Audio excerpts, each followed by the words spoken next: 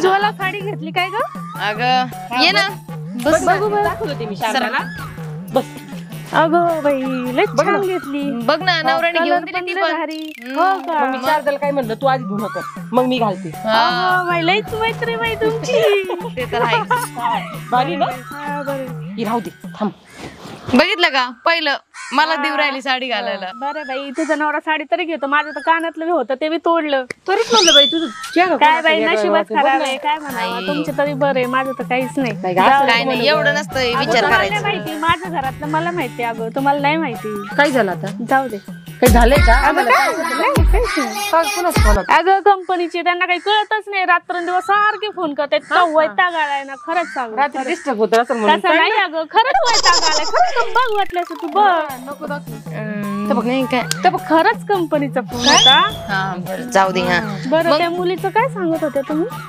सांग बाई आता तिला ती. अगं काय नाही नुसती हिंडत असते इथं कुठेतरी आली वाटतं राहायला माग नाही का.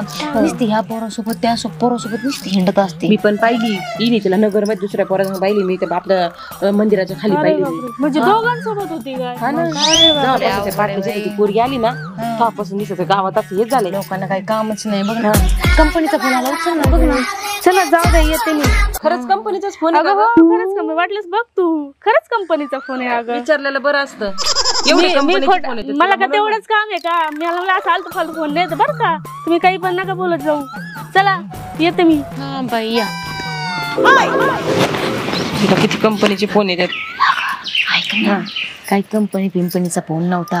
काहीतरी जानू म्हणून दिलं होतं. आता नवऱ्याला एवढं नाव पाहिलं म्हणून तशा तिसऱ्यांदा विचारलं ना बाई तेच म्हणते नवऱ्याला एवढं नाव ठेवी ती जानू कोण आहे मग. नक्की म्हणजे हिचं पण चालूच आहे का? अरे देवा म्हणजे मला वाटलं आपलं गाव चांगले ती पोरगी आले मग खराब झालं. आपल्याच गावातले निघले काय म्हणाया बायांना. लयच अवघड आहे.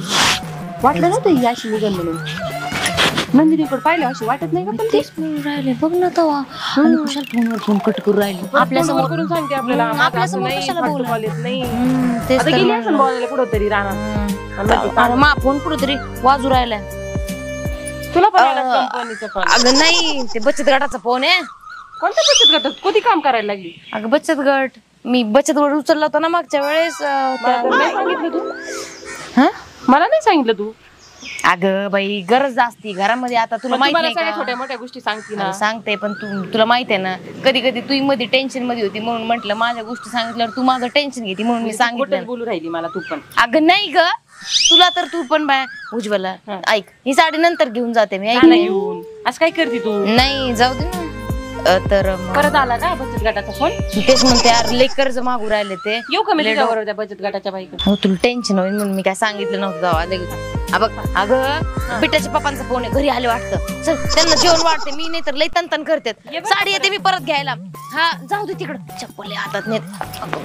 येऊ का?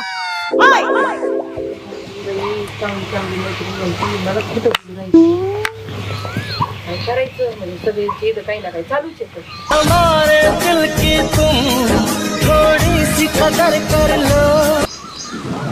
हॅलो काय बघताय? नवऱ्याचाच फोन आहे. हे पहा नंबर माझ्या नवऱ्याच्याच नावाने सेव्ह केलेला आहे मी.